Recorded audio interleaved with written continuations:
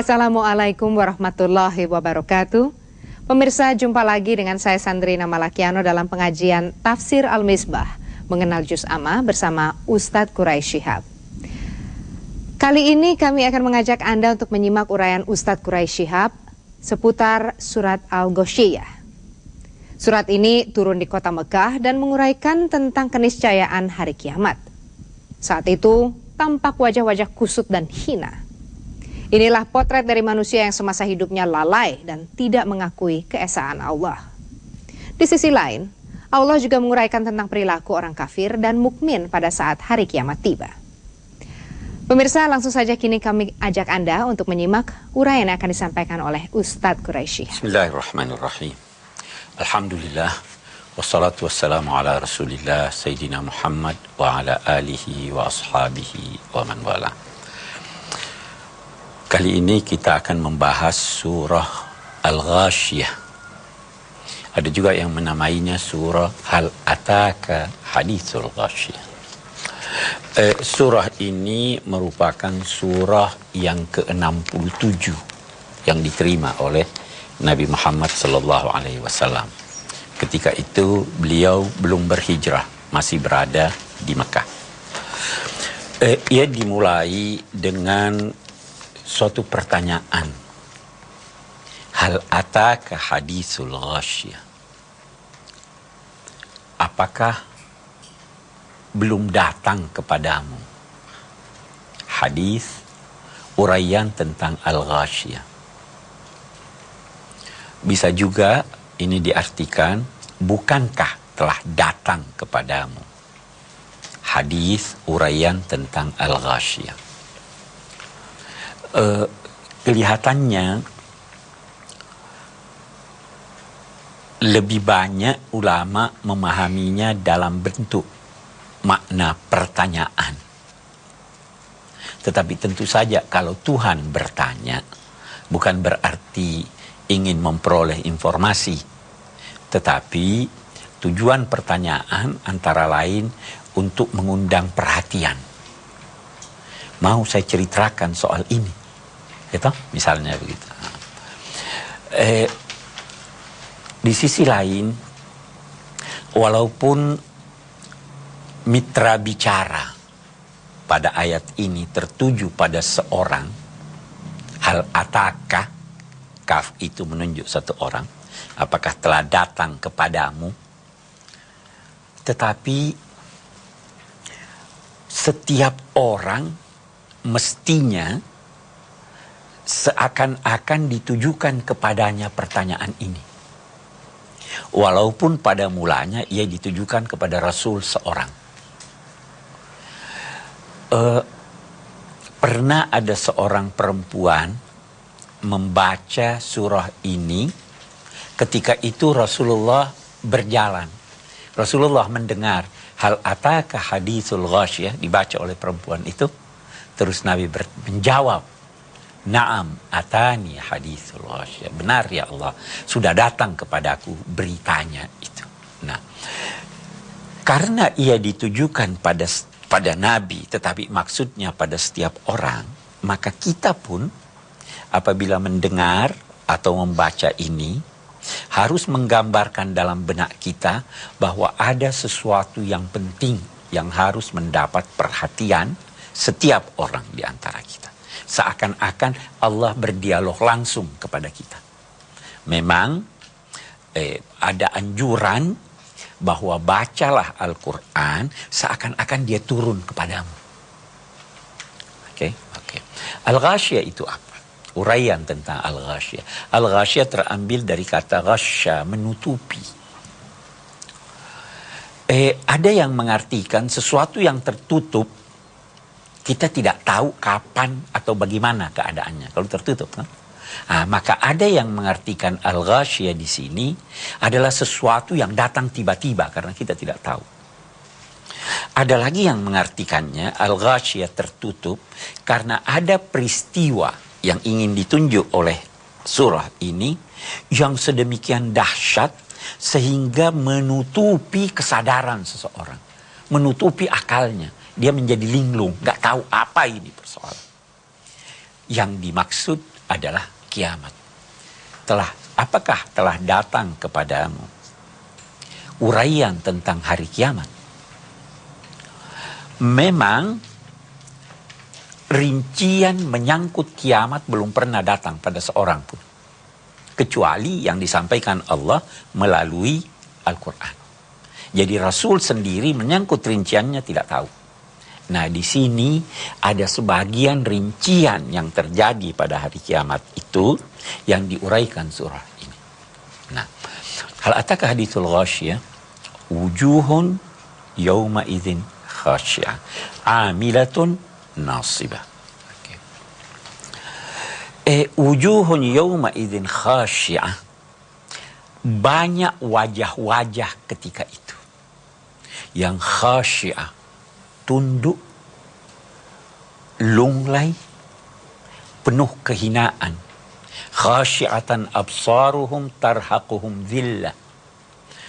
Pandangan mereka merunduk. Wajah itu sebenarnya totalitas manusia. Jadi yang dimaksud di sini banyak manusia yang ketika itu. Kenapa dia katakan wajah? Saya akan beri contoh. Kalau ada satu orang tertutup seluruh badannya kecuali wajahnya yang terbuka, bisa dikenal atau tidak?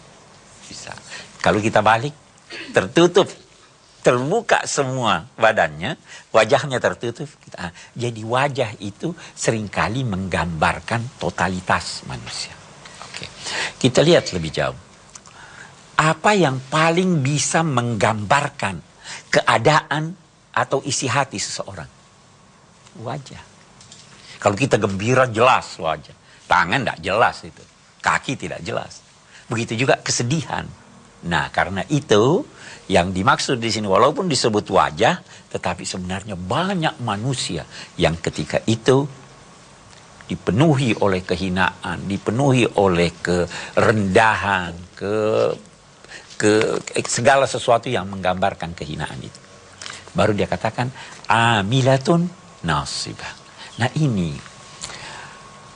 amilatun nasibah ini ada yang mengartikannya keadaannya di dunia, ada yang mengartikannya keadaannya di akhirat. Mari kita lihat. Kalau keadaannya di akhirat, amilah itu artinya pekerja yang bersungguh-sungguh. Nasibah artinya letih. Ada orang-orang di akhirat nanti yang bekerja bersungguh-sungguh, disuruh kerja paksa. Dan dia capek, letih karena disuruh kerja. Itu disiksa di neraka. Itu ada digambarkan bahwa betapa tidak tersiksa, betapa dia tidak capek. Padahal kaki tangannya terbelenggu. Fi silsilatin zar'uha sab'una dira'an fasluku. Dia dimasukkan di dalam suatu rantai-rantai yang panjangnya 70 hasta menurut ukuran Tuhan, bukan menurut ukuran kita.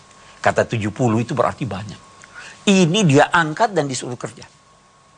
Amilatun nasibah tasla naran hamiyah. Dia masuk di dalam api yang sangat panas. Ada lagi yang memahami amilatun nasibah itu keadaannya di dunia. Ada orang-orang di dunia ini yang bekerja bersungguh-sungguh. Boleh jadi beribadah. Sudah letih beribadah, bangun ke tengah malam. Tetapi tidak ikhlas, tidak diterima amalnya. Ada orang-orang yang beribadah, letih beribadah, tetapi dia beribadah tidak sesuai dengan tuntunan agama atau tuntunan Allah Subhanahu wa taala. Letih enggak dia? Capek-capek, tidak ada artinya. Bahkan ada orang-orang di dunia ini, jangankan beribadah, bekerja bersungguh-sungguh, sudah lupa keluarga, lupa anak, capek dan sebagainya. Meninggalkan kewajiban-kewajibannya di rumah tangganya. Ada kan yang begitu? Boleh jadi ibu-ibu ada yang gitu. Urusan macam-macam, ngerumpi, arisan, pergi shopping dan sebagainya. Capek. Ada bapak-bapak seperti itu. Cari duit terus dari pagi sampai malam, pulang capek, anaknya sudah tidur. Pagi-pagi dia keluar. Amilatun nasibah. Karena dia meninggalkan agama, dia meninggalkan kewajiban-kewajibannya, apa yang terjadi? Tasla naran hamiyah. Dia akan masuk ke api neraka yang sangat panas. Tusqa min ainin aniyah. Dia diberi minum dari mata air aniyah. Aniyah itu artinya mendidih. Laisa lahum ta'amun illa min dhari'. Mereka tidak mendapatkan makanan kecuali dhari'. Dhari' itu sejenis pohon yang berduri atau duri. Duri-duri itu walaupun binatang nggak bisa makan. Unta yang bisa makan bermacam-macam tumbuhan pun tidak suka makan. Tetapi dia minta makan. Dari kejauhan dia lihat tidak ada nasi, tidak ada apa. Oh, dia pikir ada tumbuhan itu. Dia makan, tapi makanan itu berduri sehingga menyiksanya. Minumannya air panas, laisa lahum ta'amun illa min dhari'. Makanan paling tidak mengandung 2 unsur pokok. Yang pertama bergizi sehingga dapat menambah kesuburan seseorang. Dan yang kedua menutupi rasa lapar. Ada makanan Anda kenyang makannya tapi tidak bergizi. Ya. Ada makanan bergizi tapi Anda tidak kenyang.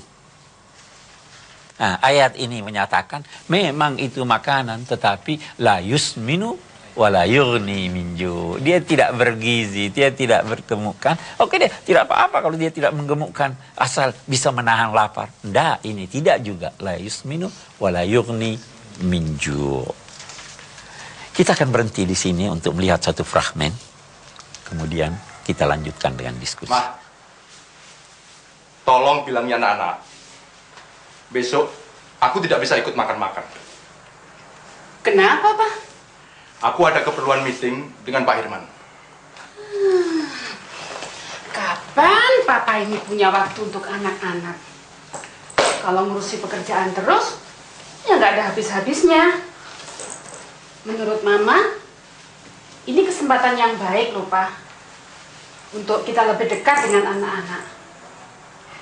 Alah, sudahlah. Mama ini malah ceramah lagi. Alasannya kerja, kerja, kerja. Sebel. Justru itu, Papa bekerja keras, kita bisa hidup seperti ini. Kamu pikir untuk membiayai hidup kita per bulan nggak membutuhkan biaya besar apa? Kalau hal semacam itu sih, Roni ngerti, Mbak. Tapi, apakah seluruh waktu harus difokuskan untuk pekerjaan? Lalu, bagaimana dengan kita? Udah deh, Ron, nggak usah sok idealis gitu deh kamu. Yang penting semua kebutuhan kamu terpenuhi, kan? Mbak, kalau boleh jujur, Roni sebenarnya lebih suka dan lebih bahagia seandainya Papa selalu berada di samping kita dan selalu bercanda dengan kita, daripada kita selalu dimanja dengan materi semacam ini. Ron, kamu sadar apa yang kamu ucapin itu? Roni sadar, Mbak. Roni waras. Ron, sebenarnya Mbak juga merasakan apa yang kamu rasakan. Tapi setelah Mbak lihat keadaan Papa seperti ini, ngapain juga sih dipikirin? Cuekin aja. Bikin makan hati aja, tau gak sih, Ron? Lalu, apa kita harus diam saja? Nggak bisa dong. Sebagai anak, kita harus melakukan sesuatu. Apa, Ron? Kamu tuh mau ngelakuin apa? Kamu mau protes? Mau demo?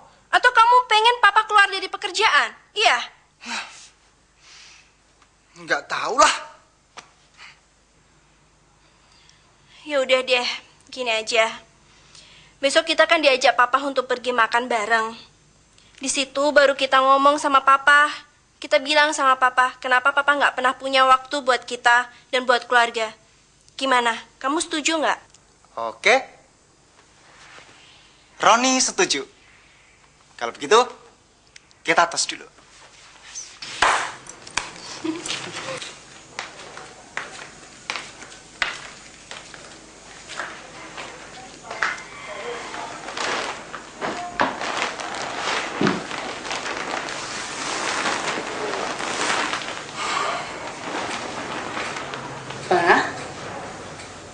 Sebagai istri dan mama dari anak-anak, Mama minta besok Papa harus ikut.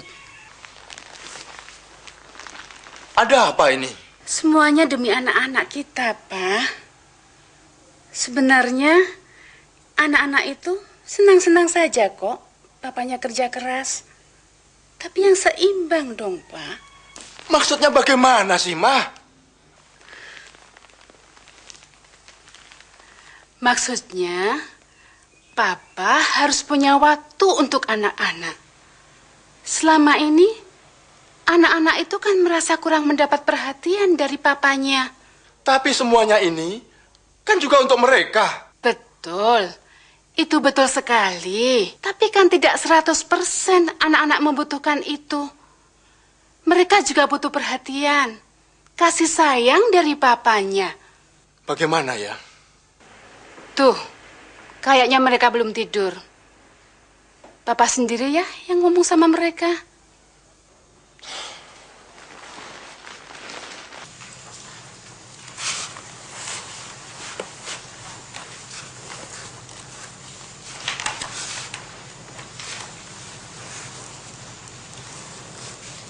Kalian belum pada tidur.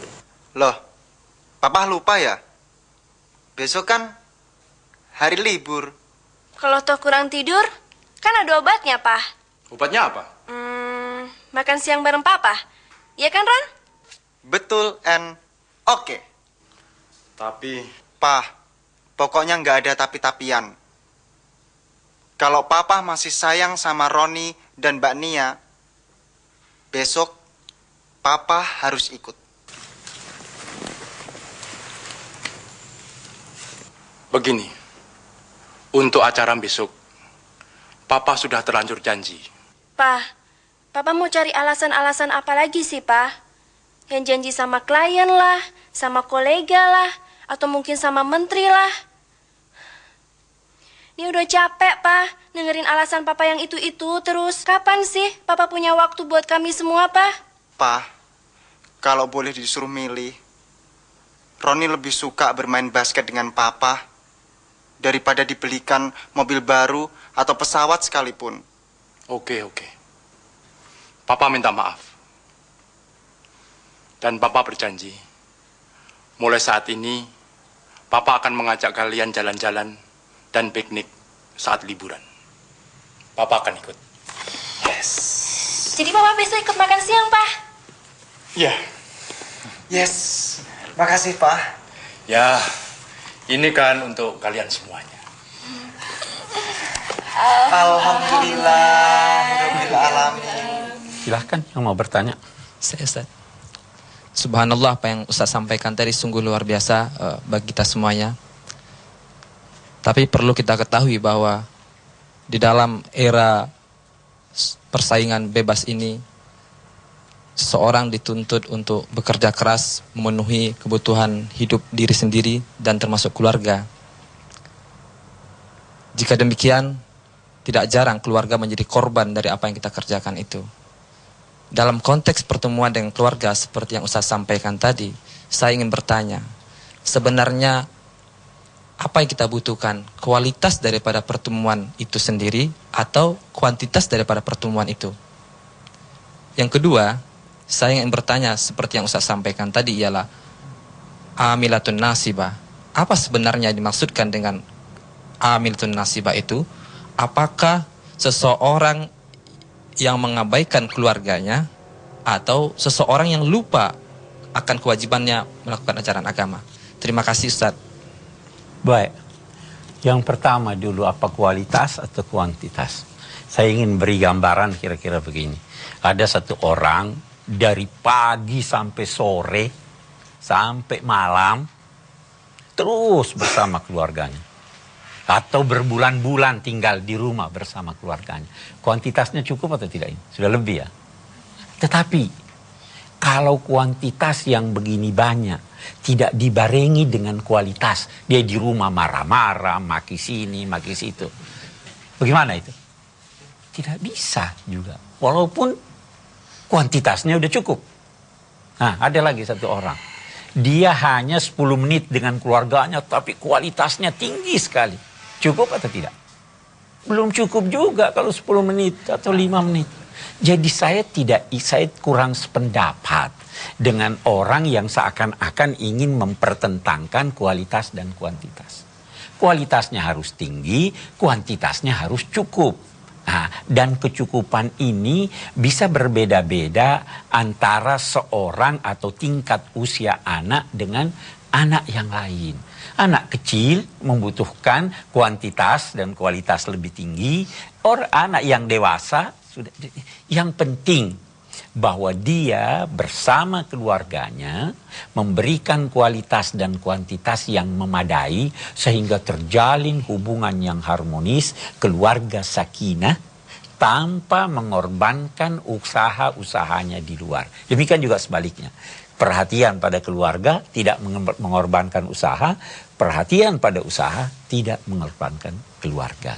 Nah, apakah amilatun nasibah itu karena mengabaikan keluarga atau mengabaikan nilai agama? Saya juga tidak ingin mempertentangkan dua ini.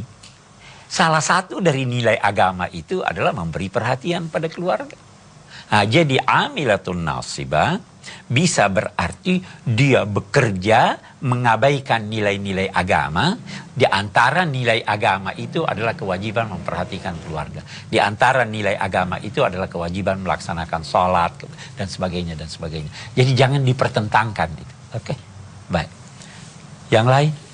Saya ingin menanyakan kepada Ustadz tentang surat Al-Ghasyiyah yang kita bahas ini. Kenapa kita dianjurkan atau imam di dalam sholat Jumat itu membaca surat ini, Al-Ghasyiyah ini, selain daripada surat Al-A'la atau Sabihis itu? Apa untungnya begitu Ustaz ya? Ini barangkali perlu untuk kita amalkan di ibadah kita pada hari Jumat. Terima kasih Ustaz. Iya, salah satu surah atau yang sering dibaca oleh Rasulullah itu Sabbihisma dan Al-Ghasyiyah. Sabbihisma itu beliau baca pada sholat Jumat, sholat witir, lebaran, ya. Karena memang kandungannya sangat padat. Di suratul Ghasyiyah ini, itu kandungannya sangat padat. Dia menggambarkan kiamat, dia menggambarkan keadaan penghuni sorga dan neraka. Kemudian dia menggambarkan di surah ini bagaimana kuasa Tuhan dalam penciptaan. Kemudian yang terakhir dia menggambarkan apa tugas Rasul dan apa tugas da'i di dalam melaksanakan kewajiban berdakwah dan mengajarkan agama. Jadi padat sekali. Itu sebabnya ini baik dibaca, dianjurkan untuk dibaca pada hari Jumat sehingga didengar oleh orang banyak. Apalagi seperti yang saya katakan tadi, hal ataka haditsul ghasyiyah itu sebenarnya bisa tertuju kepada setiap orang. Keyakinan akan adanya hari kiamat itu bisa membuahkan amal-amal soleh. Orang yang tidak percaya dari pembalasan dia tidak peduli. Nah, itu antara lain sebabnya sehingga ini menjadi pilihan Rasul khususnya dalam hari Jumat atau salat-salat berjamaah. Baik, kita lanjutkan. Kalau ayat-ayat yang lalu tadi menggambarkan keadaan penghuni neraka, ya kan? Makannya ini, minumnya ini, in yastaghitsu yughasu bima'in kalmuhli yashwil wujuh. Itu ada di suratul Kahfi ya. Kalau mereka minta tolong, istighatsah, minta air, diberi air yang membakar wajah saking panasnya. Air yang seperti besi yang dilelehkan. Al-muhl. Oke, kita lihat sekarang apa lawan mereka. Lawan mereka itu yang bertolak belakang dengan mereka itu adalah penghuni sorga. Apa itu penghuni sorga?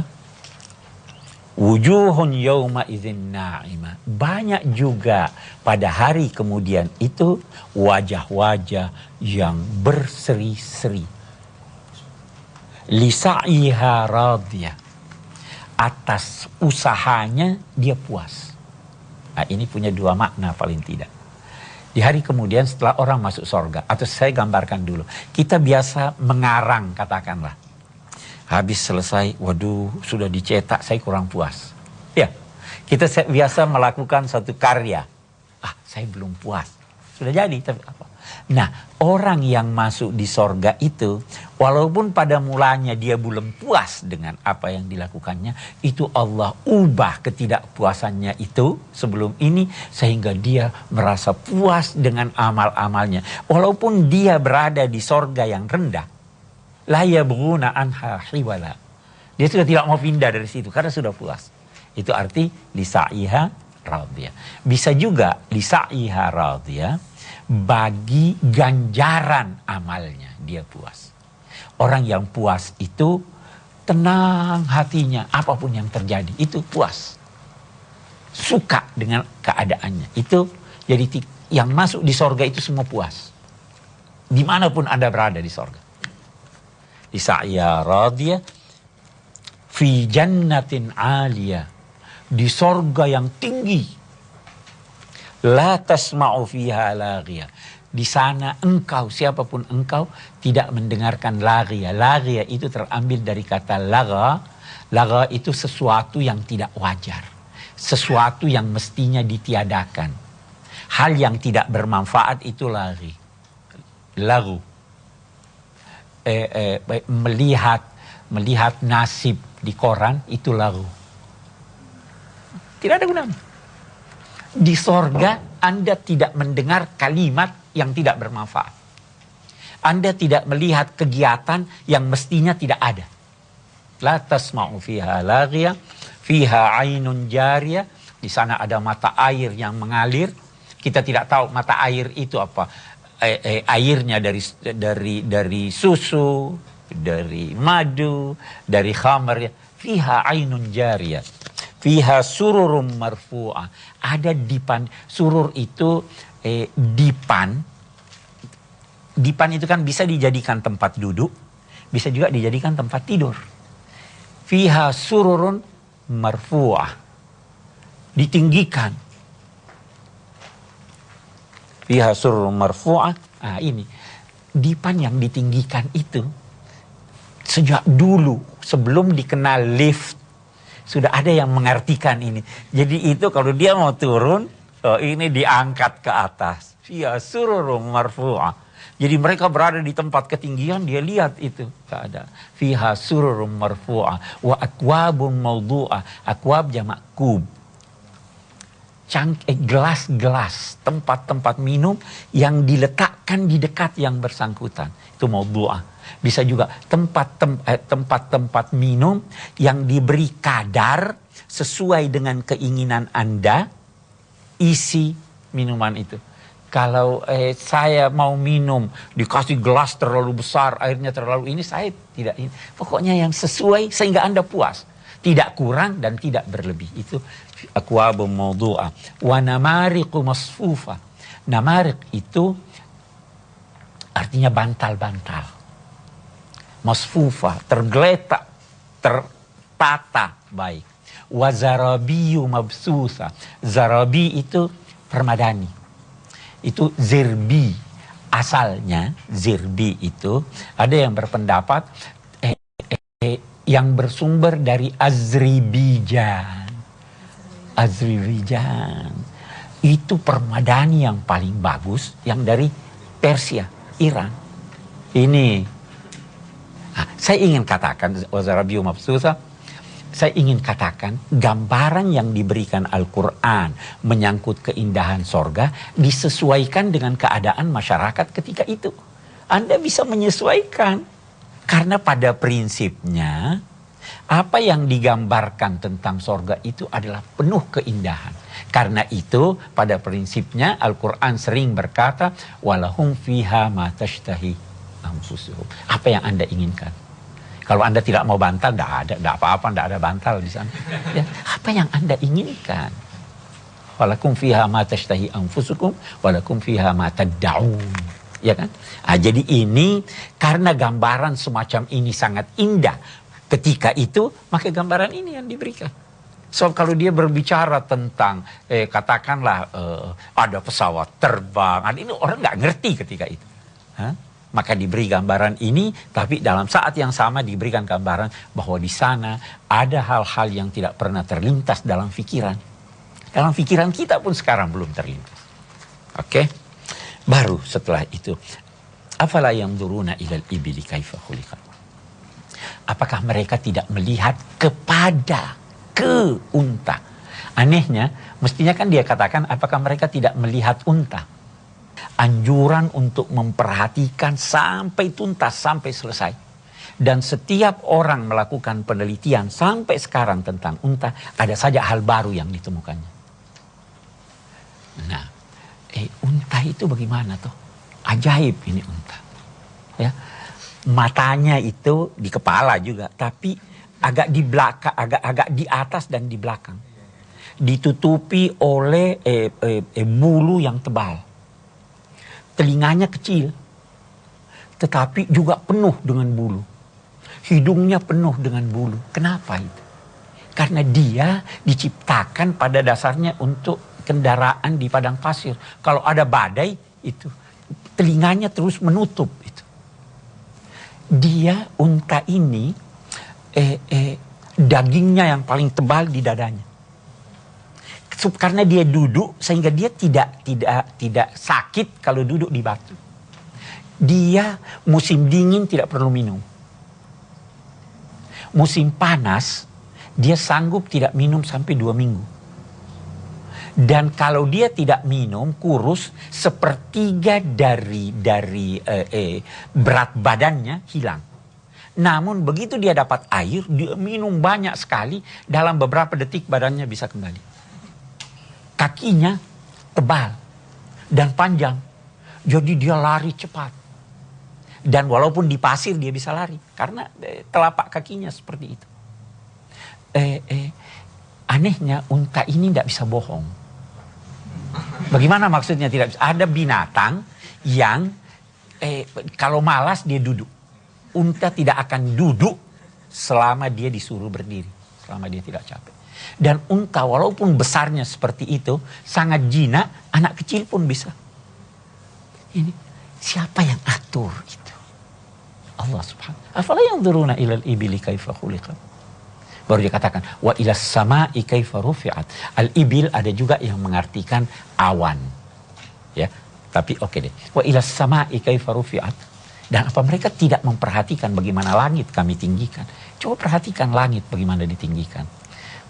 Wa ilal jibali kaifa nusibat wa ilal ardi kaifa sutihat. Karena itu wahai Muhammad, berilah peringatan.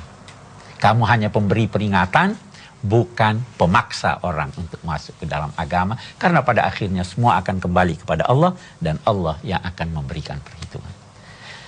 Baik, kita mari diskusikan ayat-ayat. Ya, terima kasih. Yang ingin saya tanyakan adalah kira-kira apa yang dikehendaki oleh Allah ketika Allah mengungkapkan afala yanzuruna ilal ibili kaifa khuliqat ila akhiril ayat. Mengingat pada ayat pertama Allah mengatakan wujuhun khasyi'ah, kemudian wujuhun na'imah. Itu yang pertama. Yang kedua, masih ada kaitannya dengan pertanyaan sebelumnya. Apakah kira-kira tidak memberikan penafsiran kalau Rasul sering membaca ayat ini berarti surah ini lebih utama dari surah lainnya? Karena saya mendengar bahwasanya ada berpandangan demikian bahwa surat ini lebih utama daripada yang lainnya. Bagaimana menurut Ustaz? Saya kira demikian. Terima kasih. Yang pertama, sebenarnya sudah terjawab dari pertanyaan Anda tadi. Bahwa kaum musyrik merasa bahwa tidak mungkin ada kiamat karena Allah tidak kuasa. Ya kan? Nah, karena itu setiap uraian tentang kiamat hampir selalu menggambarkan kuasa Allah. Demikian juga di sini. Dia berbicara tentang al-ghasyiyah, hari kemudian. Di situ ada orang mukmin masuk surga, orang kafir masuk neraka. Orang musyrik yang tidak percaya ini dikatakan Tuhan itu kuasa untuk membangkitkan kamu, untuk menciptakan neraka yang begini, untuk menciptakan surga yang begini. Salah satu bukti kuasanya adalah lihatlah bagaimana. Itu kan kaitannya. Itu tadi sudah terjawab. Oke. Yang kedua, soal Al-Quran. Apakah ada surahnya yang lebih utama dari surah yang lain? itu menjadi bahan perbedaan pendapat di kalangan ulama. Ada jalan tengah, ada yang berkata tidak ada, semua sama. Ada yang berkata memang ada yang lebih tinggi daripada yang lain. Jalan tengahnya adalah semua ayat-ayat Al-Quran sama dari segi kedudukannya sebagai firman Allah, sama dari segi kebenaran yang dikandungnya, sama dari segi keistimewaan sastra bahasanya, tetapi pengaruhnya pada manusia bisa berbeda-beda. Saya kalau baca Tabbat Yada Abi Lahab, mendapat kesan tertentu berbeda dengan kesan yang ditimbulkan pada saat saya membaca Ayatul Kursi. Ayatul Kursi memberi gambaran tentang Tuhan. Karena itu Ayatul Kursi dianggap ayat yang paling utama. Saya kalau baca firman Allah menyangkut katakanlah uraian tentang sorga, padahal saya bergelimang dosa, tentu lebih berkesan pada saya ayat yang berbicara tentang pengampunan Tuhan. Jadi itu kesannya. Nah, serta tujuannya akan dicapai. Itu saya kira, jadi bukan karena ini lebih tinggi dari itu. Baik, saya kira itu. Saya ingin mengambil kesimpulan dari surah kita ini. Walaupun sebenarnya kesimpulan sudah tercermin dari pertanyaan tadi tentang mengapa suratul Ghasyiyah yang dibaca.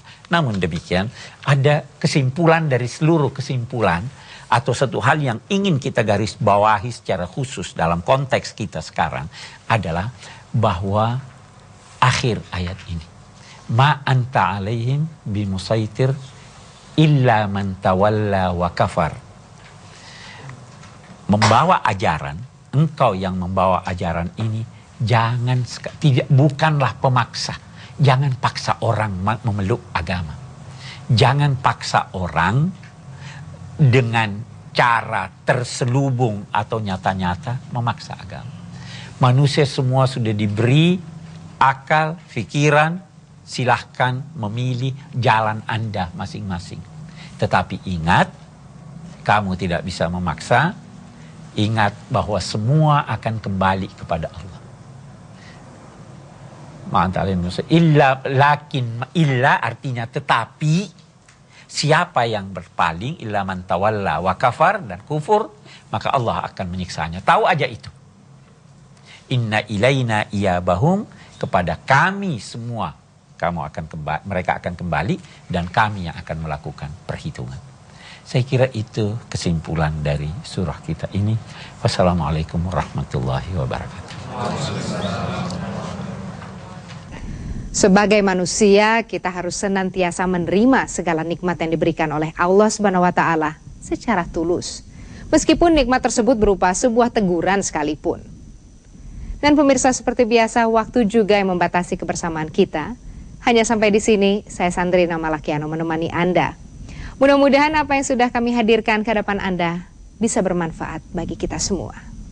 Wabillahi taufiq wal hidayah. Wassalamualaikum warahmatullahi wabarakatuh.